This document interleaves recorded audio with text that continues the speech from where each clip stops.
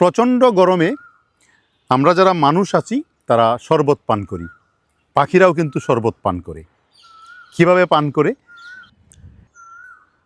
এই যে আমার পিছনে গাছটা, মনে হয় ডালে ডালে আগুনের প্রদীপ জ্বলে আছে। সবুজের মাঝে লাল ফুলগুলো যেন প্রকৃতির নিজের হাতে আঁকা এক উচ্ছলতার ছবি। এর বাংলা নাম হলো রুদ্রপলাশ এবং বোটানিক্যাল নাম হলো স্প্যাথোডিয়া ক্যাম্পানিওলেটা।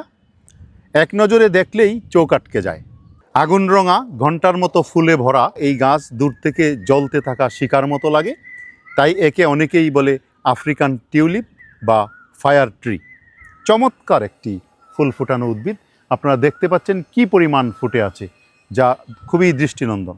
এটি মূলত আফ্রিকার উষ্ণমণ্ডলীয় অঞ্চলের উদ্ভিদ, তবে আমাদের দেশেও রাস্তার ধারে, পার্কে, শিক্ষা প্রতিষ্ঠানের প্রিমিসেসে শোভাবর্ধক উদ্ভিদ হিসাবে রোপণ করা হয়।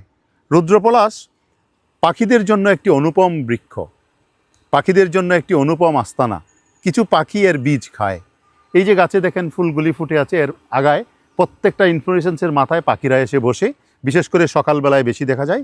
কুড়ির ভেতরে স্বাভাবিকভাবেই তরল পানি জমা হয় এবং এই কুড়িটাকে যখন চাপ দেওয়া হয় তখন এইটার থেকে খুব দ্রুত গতিতে পানি বের হয়ে যায়। এই জন্য এটাকে ফাউন্টেন ট্রি বলা হয়। এই ফুলের রং পাখি, মৌমাছি, প্রজাপতি এদের জন্য দারুণ আকর্ষণীয়। ফুলের রং এত উজ্জ্বল যে দূর থেকে মনে হয় যেন শুধুই আগুন জ্বলছে, ঝলমল করে আগুন জ্বলছে।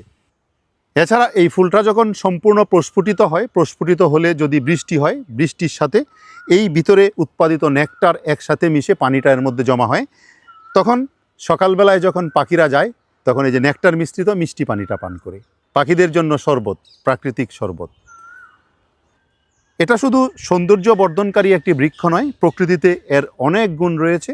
এছাড়াও লোকজ চিকিৎসায় এর ছাল ও পাতা দিয়ে ক্ষত সারানো হয়, ত্বকের সমস্যায় ও প্রদাহ কমাতে ব্যবহার করা হয়। কিছু কিছু জায়গায় অ্যান্টিব্যাকটেরিয়াল গুণের কথাও উল্লেখ আছে। সুতরাং আপনারা যদি কেউ চান এত সুন্দর একটি উদ্ভিদকে প্রপাগেশন করতে পারেন, এর বীজ থেকেই প্রপাগেশন করা যায়। নৌকাকৃতির যে সিড পড হয়, সেই সিড পডের ভিতরে, একটা সিড পডের ভিতরে প্রায় 5 থেকে 600 বীজ থাকে।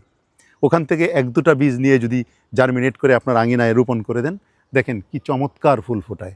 এভাবেই আপনার আঙিনাটাকে সে আলোকিত করে তুলবে।